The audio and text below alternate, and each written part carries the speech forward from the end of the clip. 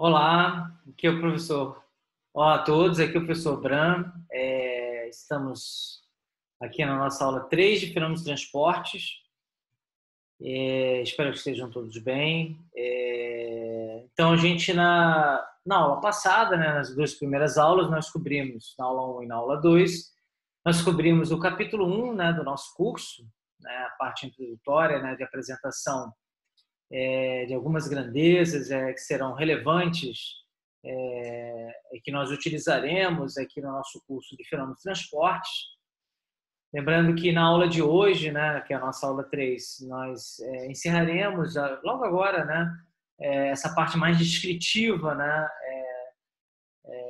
basicamente eu fiquei apresentando grandezas e falei também das unidades do sistema internacional, que é uma parte mais descritiva, né, e começaremos uma parte mais de desenvolvimento, né, de equações, né, dentro dessa dinâmica de apresentar, né, o conteúdo e depois fazer um exercício aplicado relacionado a esse conteúdo. Então, a gente está começando o nosso capítulo 2, né, que a gente começa, né, a botar o primeiro pé, né, nos fenômenos de transportes. Então, a gente está aqui apresentando, né, os fundamentos dos fenômenos de transporte. E aí um primeiro conceito que é importante é o conceito de campo, né? Como eu comentei na nossa aula de apresentação e também na nossa primeira aula, né? Quer dizer, o nosso curso, né, de fenômenos de transportes, né, apesar dele ser ministrado, né, dentro, né, de um conteúdo clássico, né, de engenharia mecânica, né, ele possui todo esse formalismo, né, que a gente está começando a ver aqui nas nossas aulas. Ele é absolutamente geral, né? E pode ser aplicado, né, em cada uma das engenharias, né, que vocês estão cursando, né, engenharia elétrica, engenharia civil, né, o transporte é muito importante, né, para os alunos de engenharia civil, né, vocês irão continuar, né, exatamente nessa sequência desse conteúdo apresentado aqui, pessoal de engenharia de produção, cartográfico, enfim. E um dos conceitos, né, que é um conceito que vocês já viram em Física 3, né, é o conceito de campo. O que é o campo? Quando a gente imagina, né, quando a gente fala, né, de um campo de futebol, né, o que seria, né, um campo de futebol? É o espaço, né, o volume aonde você joga a partida, né, de futebol. Pode parecer muito óbvio, né, mas esse conceito é absolutamente análogo ao conceito de campo que nós vamos explorar aqui, né? Em Física 3, vocês viram os conceitos de campo elétrico e campo magnético. O campo elétrico, o que seria o campo elétrico? Né? É aquela região, né, onde existe, né, a ocorrência de fenômenos elétricos, né, relacionados à presença de cargas, o campo magnético também, enfim.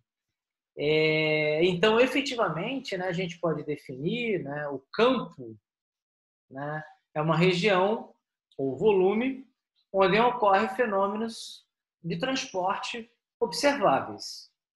Né? Esses fenômenos observáveis, ou seja, eu comentei lá na nossa primeira aula, né, o que é um fenômeno de transporte, né? Está associado, né, a alguma grandeza de interesse, né, que realiza algum tipo de mudança. Então, o transporte, né, esse termo transporte, né, indica uma mudança associada a uma certa grandeza.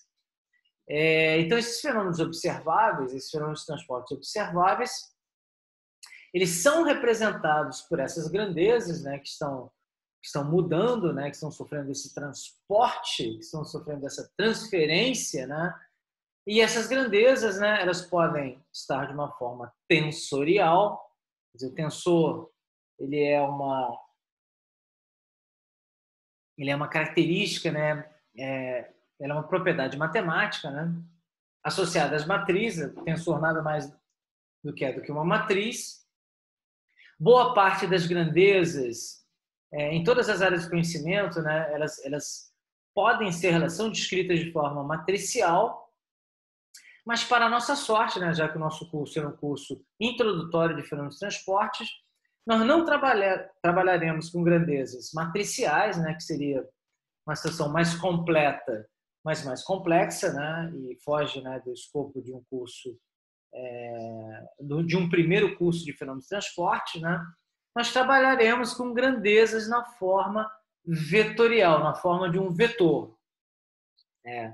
Então, no nosso caso aqui, né, quer dizer, voltando ao exemplo, né, de Física 3, né, quando a gente fala de um campo elétrico, a grandeza, né, que representa, né, uma situação fenomenológica, né, de fenômenos de transportes, né, vetorial, né, num campo elétrico, é o vetor campo elétrico. Num campo magnético, né, que é o no caso do vetor campo elétrico, é o E com o vetor E. No campo magnético, né, esse campo magnético ele é representado, né, por uma grandeza vetorial, né, que é o campo magnético, que é representado pela letra B maiúscula, com um indicador, né, com a setinha, né, indicador vetorial. No nosso caso aqui, né, é que a gente está olhando, né, os fenômenos pelo ponto de vista da engenharia mecânica, né, onde a gente vai estar interessado, né, em estudar a estática de fluidos e o início, né, da dinâmica de fluidos. A grandeza mais importante, né, vetorial, né, do nosso interesse é o vetor velocidade de deslocamento de um fluido. Então, a partir, né, do vetor V, que a gente vai poder descrever como é que ocorre um escoamento de um fluido dentro de um certo sistema, dentro de um certo campo, né, onde ocorre a presença, né, do escoamento desse fluido, né. Então, esse nosso vetor, né, que é representado aqui pelo V com a seta em cima, né, a representação clássica, né, de um vetor, né, ele pode depender das coordenadas cartesianas, x, y, z. Ele também pode ter uma dependência temporal. Então, aqui isso é interessante, né, que esse vetor, mesmo sendo uma situação mais limitada, né, em relação a uma matriz, né, ele pode ser descrito em 3 dimensões, x, y, z, né, usando coordenadas cartesianas, polares, mas aqui no nosso curso nós trabalharemos, né, com as situações mais simples. Isso é uma questão bastante importante enfatizar, né, o nosso curso a gente vai trabalhar basicamente unidimensionalmente, né, e na pior das hipóteses bidimensionalmente. Uma descrição x, y, z já seria em 3 dimensões, né, tridimensionalmente, mas a gente ainda pode colocar, né, uma quarta dimensão, né, que é a dimensão tempo. Então, nesse exemplo aqui, né, desse vetor velocidade de escoamento, a gente está representando a velocidade com 4 dimensões. Né? E a gente pode imaginar, né, que dentro dessa descrição em coordenadas cartesianas, pode ser interessante a gente conhecer os vetores, né, associados a cada um desses eixos cartesianos, x, y, z. Então, a gente pode ter, né, a partir desse vetor total velocidade, né, a gente pode ter uma projeção no eixo x, né, que a gente vai chamar de v de x, e essa projeção ela pode estar associada a uma certa função f1, que vai depender também de x, y, z e t. Podemos ter, né, uma projeção do vetor total velocidade de deslocamento, de escoamento, deslocamento do fluido, na direção y, no eixo y, v de y, e essa projeção ela pode ser dependente, né, de uma segunda função, um f2, né, dependente, né, de x, y, z e t. E, igualmente, né, pode existir uma projeção, né, em relação ao eixo z, que é o nosso v de z, e esse v de z ele pode ser dependente, né, de uma terceira função matemática diferente, né, um f3, que vai depender de x, y, z e t. Então, uma coisa que vai ser também bastante usual, né, até o final do curso, vocês já estarão acostumados, vocês já se acostumarão, né, a esse uso, né, dentro de um campo, será necessário sempre nós adotarmos, né, um sistema de coordenadas, né, das mais variadas, né? Então, aqui a gente já citou uma, né, quer dizer, a possibilidade de eu ter um espaço tridimensional em coordenadas cartesianas x, y, z. Aqui eu estou representando, né, um outro eixo acessório, né, usando os vetores unitários I, J, K, isso também nós usaremos no curso.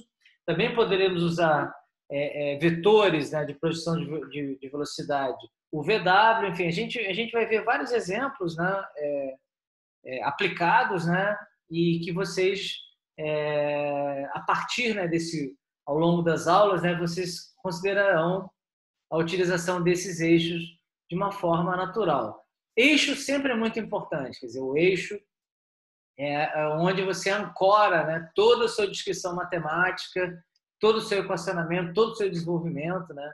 É uma coisa que eu gosto sempre também de enfatizar, que assim, eixo sempre é uma escolha muito do freguês, muito pessoal, mas é claro que a gente sempre vai usar, né, um sistema de eixos que seja a nosso favor, ou seja, que simplifique esse equacionamento matemático e que simplifique a aplicação dessas equações para a resolução, né, de qualquer problema que a gente precisa. Então, a gente vai usar, né, sempre os eixos de referência a nosso favor no nosso desenvolvimento. Uma segunda grandeza, né, terminando nessa parte, né, que, como eu falei, mais descritiva, é o fluxo ou a densidade de fluxo. O fluxo também ele é um conceito geral, vocês já viram fluxo. E aí o fluxo, né, ele é definido por uma grandeza, né, que ela seja dependente não do tempo, como está escrito aqui, não, mas pela área. Então, fluxo é uma grandeza que ela é dependente, é uma quantidade, né, de interesse, né, associada a uma certa área. Então, lá em Física 3, né, vocês estudaram a lei de Gauss, que é a lei do fluxo do campo magnético. E é interessante, né, que o fluxo também ele é uma relação vetorial. Então, lembrando, o nosso curso é um curso que trabalha, né, com grandezas, né, com fenômenos de transportes associados a grandezas vetoriais. Então, o fluxo do campo magnético, do campo elétrico, que é descrito pela lei de Gauss, ele é uma relação entre grandezas vetoriais. Que grandezas vetoriais são essas, né? E vocês podem recordar isso lá no livro do Fundamentos de Física do Halliday 3. Uma relação entre o vetor campo elétrico e uma relação entre, e aqui fazendo um desenho com os dedos, né, entre um vetor normal a uma certa área por onde passa esse campo magnético, esse campo elétrico. Então, é sempre uma relação vetorial. Então, se a gente quiser, por exemplo, determinar o fluxo de escoamento de um certo fluido, nós olharemos, né, como é que está esse vetor velocidade, né, em relação a uma certa área por onde esse escoamento, por onde esse fluido está escoando. Então, a gente vai sempre estar olhando, né, nesse nosso exemplo aqui, mais associado à nossa disciplina, fenômenos de transporte, com aplicação mecânica, a relação entre o vetor de escoamento do fluido, vetor V, e uma área e o vetor normal de área associada a esse vetor. Então, fluxo é grandeza vetorial em relação a uma certa área. Então, a densidade de fluxo, né, matematicamente, ela pode ser, então, ela é representada pela letra D maiúscula. Então, ele vai estar sempre associado a um certo vetor normal, aqui representado por N grande vetor. Então, N grande vetor é um vetor unitário normal a um certo elemento de área aqui que eu estou chamando de ΔS. E aí a gente vai avaliar, né, como é que varia, né, a minha grandeza vetorialmente. Né? Então, aqui a gente está vendo aqui um delta F fresco, né, que é chamado matematicamente, um F com bossa, né, que é a nossa grandeza genérica, que no nosso caso, aqui em fenômenos de transporte, seria o vetor velocidade, ou o vetor campo elétrico, no caso de Física 3, ou o vetor campo magnético, também no caso de Física 3. Como, né, se relaciona essa minha grandeza vetorial de interesse, né, onde eu quero determinar esse fluxo, essa densidade de fluxo, em relação à minha área. Então, ΔS é a área, né, por onde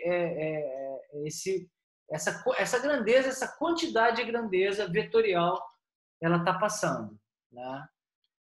E o conceito, e o terceiro e último conceito importante desse capítulo, que na verdade vai nos acompanhar ao longo de todo o curso, é a intensidade de campo. Então, a intensidade de campo, a gente, aqui nesse capítulo 2, a gente vai aplicar em 3 ou 4 situações.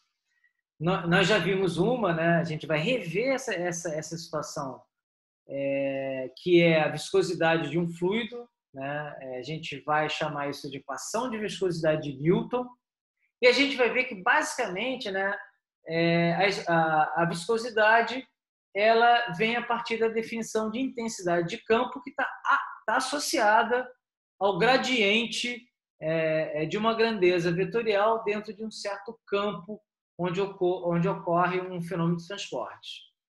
Então, na realidade, a intensidade de campo ela é matematicamente representada pelo gradiente dessa grandeza vetorial de interesse. Então, aqui a gente está representando esse gradiente.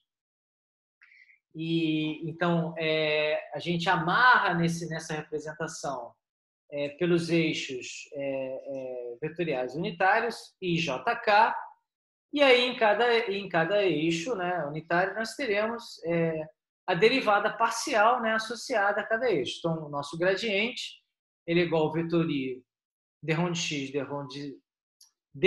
de rho de x mais nosso vetor unitário J d de rho de y mais nosso vetor unitário K d de rho de z. Então, a gente vai, ao longo do capítulo 2, na aula de hoje, nas próximas aulas, né, nós vamos aplicar, né, em algumas situações para transferência de massa, de momento de calor, e a gente também vai falar em relação à viscosidade, né, que está associada à tensão, né? De novo, né, quer dizer, aqui em fenômeno de transporte, né, a gente vai trabalhar com situações normalmente unidimensionais e, na pior das hipóteses, bidimensionais. Então, quando apresento para vocês, falo para vocês que nós trabalharemos uma situação unidimensional, é como se apenas dentro do meu vetor gradiente nós apenas olharemos uma das 3 componentes aqui descritas, né? A gente tem as 3 componentes x, y e z, né? Associados aos vetores I, J, K, e nós apenas olharemos uma das componentes para fazer a descrição de um certo fenômeno de uma certa grandeza. Então, a primeira aplicação, né, na aula de hoje, acho que nós veremos apenas 2 aplicações, né? Então, nós vamos ver aqui uma equação da quantidade, né, de movimento, né, no caso unidimensional, apresenta aqui genericamente, né, para esse caso unidimensional. Então, a gente, de novo, nós olharemos apenas uma das componentes do meu gradiente, né, da grandeza de interesse. Então, o nosso D, né, que é a densidade de fluxo de movimento, ele vai estar associado, né, a essa derivada parcial. No caso aqui, a gente escolheu o eixo Y em vez do X, né, que seria o mais usual. E a grandeza, né, que é relevante, né, que é a força motriz, né, para existir esse gradiente, né, é a pressão. Então, a densidade de fluxo de movimento ele vai estar associado à variação da pressão em relação à direção y, né, na forma unidimensional. Então, o nosso d rho de P, d rho de y. E o que conecta, né, os 2 lados da equação, né, a grandeza que eu quero determinar e essa nossa variação, né, da pressão na direção y é uma constante associada ao fluido. Então, aqui eu montei para vocês, apresentei para vocês uma equação bastante genérica, né, de densidade de fluxo de movimento, mas olhando de uma forma um pouco mais tecnológica, dentro de uma grandeza que nós já vimos aqui no nosso capítulo 1, na nossa aula 1 do nosso curso, vamos falar da viscosidade. E, na realidade, a equação que nós vimos na nossa aula 1, ela tem um nome. Ela é chamada de equação de Newton da viscosidade. Então, nós já vimos, né, na aula 1, e aí justamente, né, só enfatizando novamente, ela tem a mesma forma, né, associada ao gradiente. Então, é uma grandeza de interesse, no caso, a tensão de cisalhamento, e nós temos, do outro lado, né, uma derivada parcial numa direção, no caso, unidimensional, né, e conectando, né, a grandeza de interesse e a nossa derivada parcial, uma constante. Quer dizer, no nosso caso, né, nesse exemplo aqui da equação de Newton de viscosidade, o nosso interesse justamente é determinar a viscosidade dos fluidos, dos líquidos e dos gases. Então, o parâmetro de interesse aqui é o nosso μ, mas em outras situações, a gente vai ver outros exemplos, né? O parâmetro de interesse pode ser a própria grandeza vetorial a ser determinada. Então, no caso da equação de Newton de viscosidade, né, essa equação ela varia a relação da tensão de cisalhamento, né, que é o nosso tal, resultante do deslocamento de um fluido em um volume confinado, por exemplo, tubos. Então, o que representa essa condição de deslocamento do fluido é a nossa derivada parcial de ρ de u de ρ de y, onde u justamente é a velocidade de deslocamento do fluido, né? E a viscosidade, que é a nossa constante característica desse fluido, onde esse fenômeno de transporte ele está sendo realizado. Então, também nós já vimos, né, que o μ ele tem uma unidade, né, de força vezes tempo sobre dimensão ao quadrado, né, sobre L ao quadrado.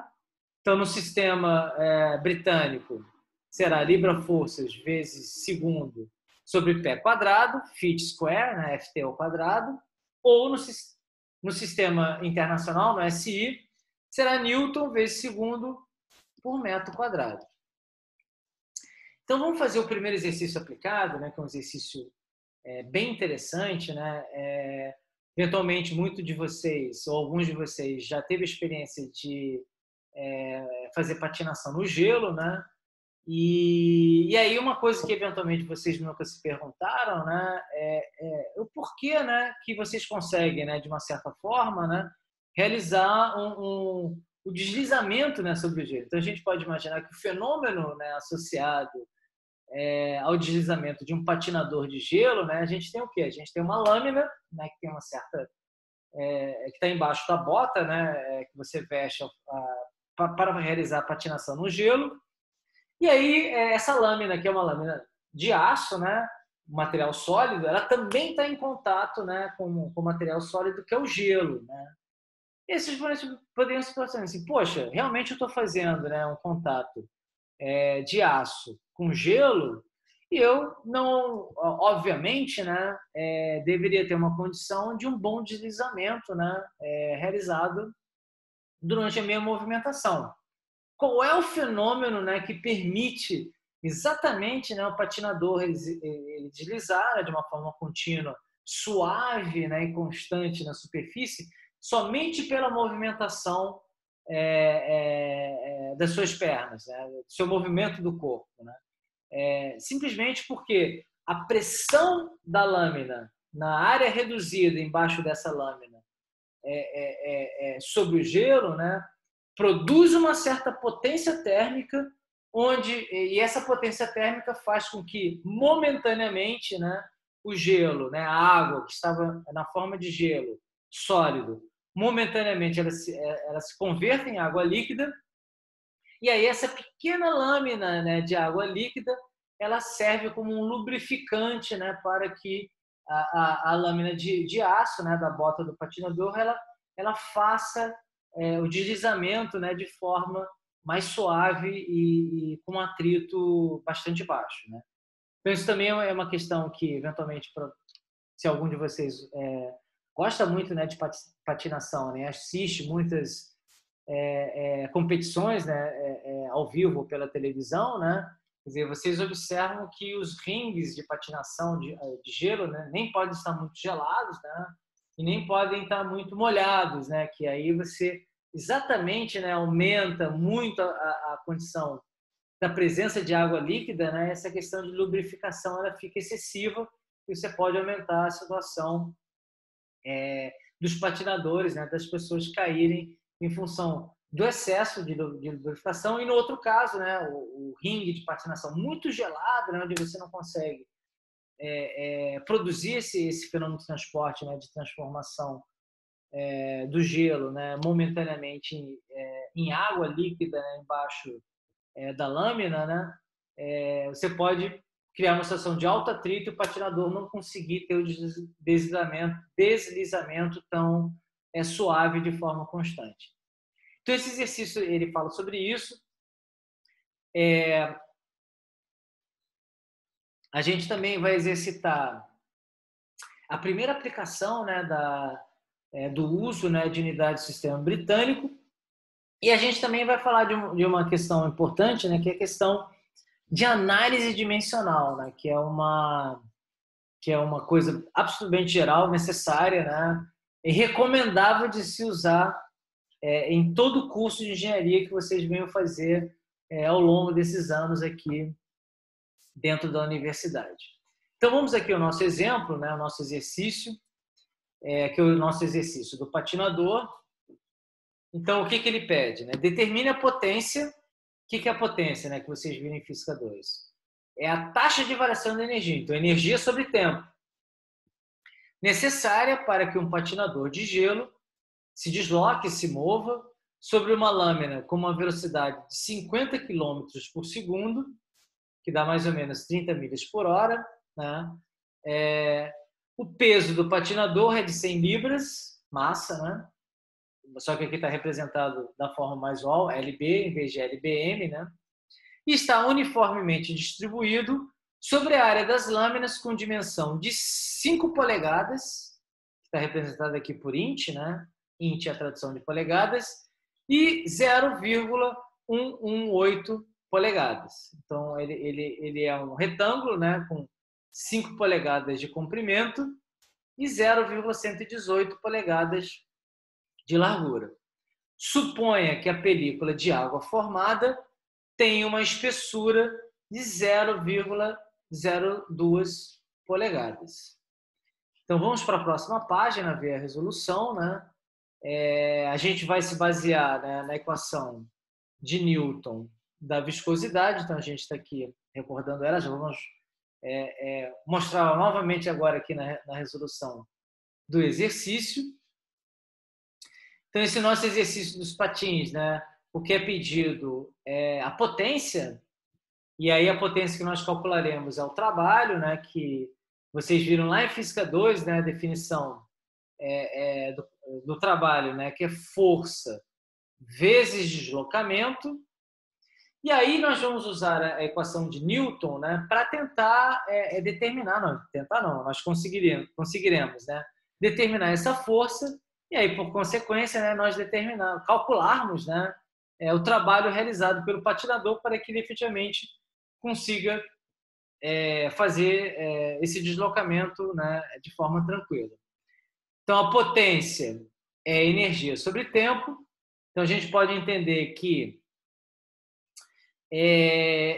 a gente vai estar interessado, né, em ver a variação do trabalho em relação ao tempo. Trabalho é representado pela letra W, né, work.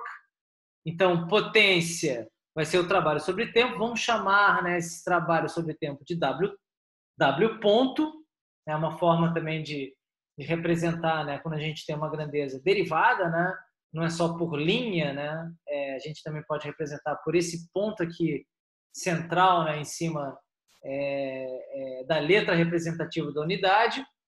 Então, o nosso W ponto ele vai ser a força, né, vezes a derivada do deslocamento sobre o tempo. Então, como eu joguei aqui, né, o W aqui dentro, né, estou fazendo dW dt, né, a derivada do trabalho em relação ao tempo, então eu estou derivando essa distância em relação ao tempo.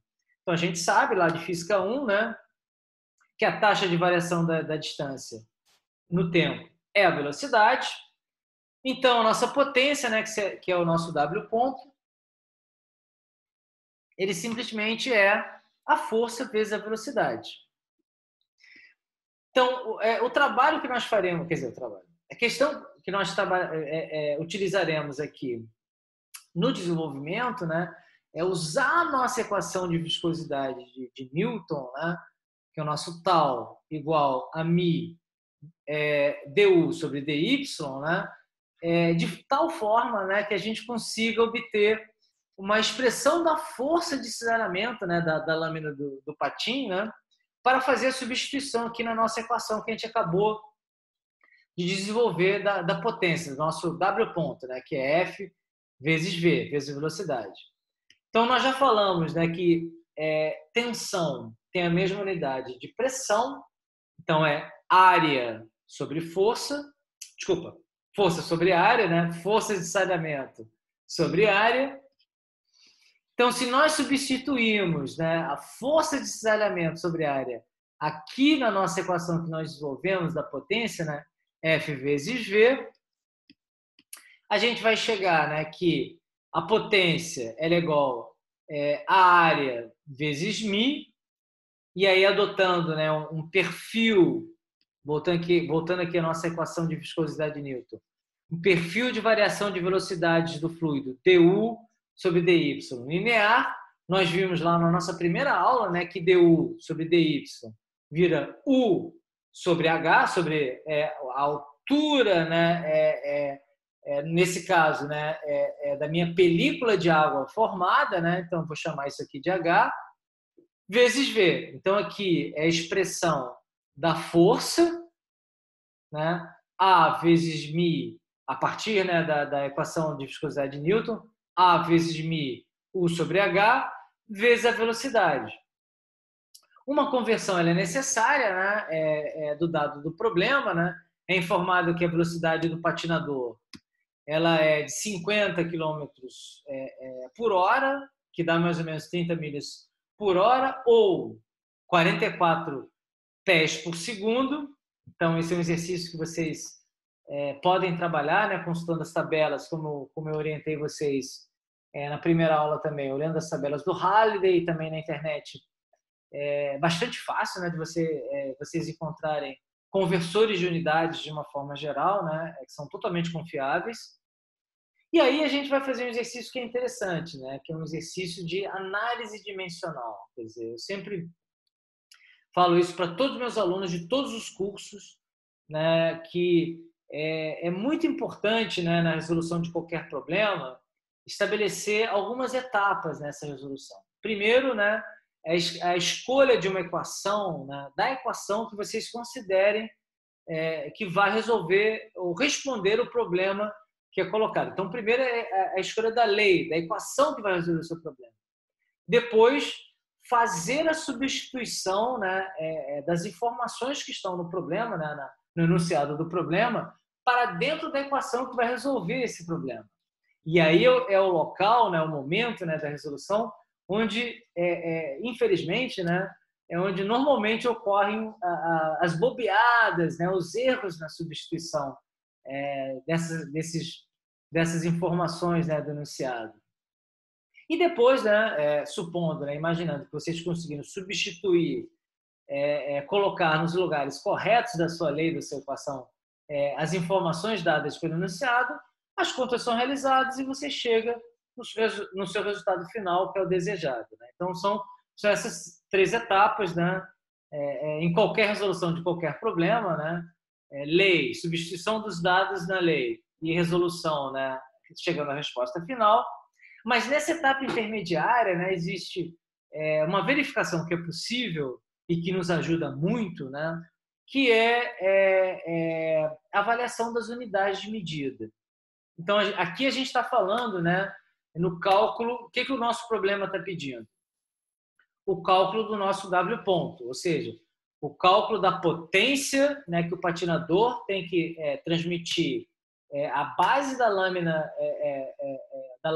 da bota que ele está usando, para que eu consiga produzir esse efeito, né, de formação da película de água que permitirá ele deslizar. Então, é um valor de potência. Então, que unidade de potência eu posso imaginar? Né? Watt seria uma boa unidade, possível unidade. vamos ver outras unidades aqui no nosso exercício. Então, na análise dimensional das unidades, e aí isso é uma coisa que eu sempre falo assim, não substituam em resolução de qualquer problema, em qualquer disciplina, na formação de vocês, só um número daquela grandeza. Levem um número junto com a unidade de medida e coloquem lá na equação de vocês. Isso é muito importante. Então, vamos fazer isso no nosso exercício, vamos fazer essa análise dimensional das unidades de medida para ver se a gente substituiu, né, os dados nos lugares certos. E se também precisa fazer algum tipo de conversão, né, de unidade para a gente chegar na nossa unidade final de interesse, né, de potência no nosso caso aqui. Então, nós vimos, né, que a nossa potência que o patinador tem que transmitir na base da lâmina, né, nosso W ponto é igual a área vezes a viscosidade da água, vezes a velocidade do fluido sobre a altura da película de água formada, vezes a velocidade do patinador. Um dado, né, que tem que ser fornecido, né, na resolução é o μ da água, ele é colocado aqui, ele é igual a 3,5 vezes 10 a menos 5 libra-forças vezes segundo sobre pé quadrado. A área, aqui é a área da lâmina do patinador, né, da bota do patinador. Então, ele é 5 vezes 0,118 polegadas quadradas, né? Sobre H, já vou colocar a outra grandeza dimensional já perto da minha área, né? Então, esse H ele vem aqui para baixo, né, da área, e nós vimos pelo enunciado que ele é igual a 0,02 polegadas. E aí a nossa velocidade, né, ela vai multiplicar com a velocidade do fluido e ela vai virar um V quadrado. Então, vai ser U vezes V. U é igual a V, então vai ser V ao quadrado. V vezes V é igual a V quadrado. Então, eu vou elevar ao quadrado esses 44 pés por segundo. Então, eu vou ter 44 ao quadrado, pé ao quadrado, segundo ao quadrado. Então, eu já montei toda a minha equação já com os valores substituídos. A princípio, a gente deve ter feito essa substituição de forma correta. Vamos verificar isso fazendo análise dimensional e vendo se efetivamente, né, só pela análise dimensional, né, a gente chega a uma unidade de potência no final das contas. Então, vamos ver se as unidades conversam entre si também, né, e se não é necessária nenhum tipo de conversão de unidades de uma mesma grandeza. Então, essa polegada quadrada aqui no numerador, eu posso cortar com essa polegada, né, que está no denominador, só vai ficar polegada. O meu segundo aqui no numerador, eu posso cortar com esse segundo ao quadrado no denominador. O meu pé quadrado aqui, que está no denominador, eu posso cortar com esse pé quadrado que está aqui no numerador. Então, isso é uma coisa interessante. Quer dizer, no final das contas, eu estou chegando no sistema britânico, né, a uma unidade que é força, libra-força, né, vezes deslocamento sobre tempo, deslocamento aqui, polegada, né, sobre tempo, segundo. Isso é uma unidade de potência? Sim. Por quê? Potência é o quê? Energia sobre tempo. Unidade de energia, força vezes deslocamento. Então, nós temos, né, a unidade de energia aqui. Força, libra-força, vezes deslocamento, polegada. Então, temos a unidade de energia. Dividido por tempo, que é o nosso segundo aqui, temos uma unidade de potência. Claro que nós, né, qual é a sensibilidade, né, que nós temos no nosso dia a dia, né, quando a gente recebe uma unidade de potência, né, em libra-forças vezes polegadas sobre segundo? Nenhuma, ou muito perto de zero. Mas antes de a gente pensar numa outra unidade de potência mais interessante, a gente chegou à conclusão que, na nossa análise dimensional, nós obtivemos, né, uma unidade de potência E aí isso indica que nós substituímos, né, os dados do problema nas posições corretas da minha equação que eu entendi que resolve o nosso problema. Então a gente já está pronto para somar, dividir, multiplicar, subtrair e chegar ao valor final que é a resposta final do problema. Então eu posso fazer todas as operações associadas, né, à substituição, e a resposta final é 2,0 libra-força vezes polegada sobre segundo. E aí, como eu já comentei, né, a gente não tem muita sensibilidade em relação a esse conjunto de unidades. Quer dizer, numa prova, né, é o caso aqui que nós não teremos avaliação na forma de prova, né, mas numa lista de exercícios ou numa prova, né, caso não houvesse uma exigência, né, de que a potência fosse expressa numa unidade particular, esta resposta já seria a resposta final, porque a unidade ela está correta, uma unidade de potência. Mas vamos trazer para uma unidade minimamente mais próxima do nosso dia. E aí, no nosso caso, vamos trazer para a unidade de HP. Onde nós conhecemos essa unidade de HP? Principalmente nos motores de automóvel, nos motores de moto, né? Quer dizer, a gente, no nosso dia a dia, né, no caso dos automóveis, a gente conhece um automóvel pela sua capacidade, né, pelo tamanho, né, da câmara de combustão. Então eu tenho um carro 1.0, 1.4, 1.8, 2.0, 3.4. Isso basicamente ele representa, né, o volume da câmara de combustão dentro do motor. Mas basicamente, né, dependendo da eficiência do projeto desse motor, né, e da capacidade de combustão associada a esse volume de câmara, existe uma potência, né, gerada, né, pela explosão.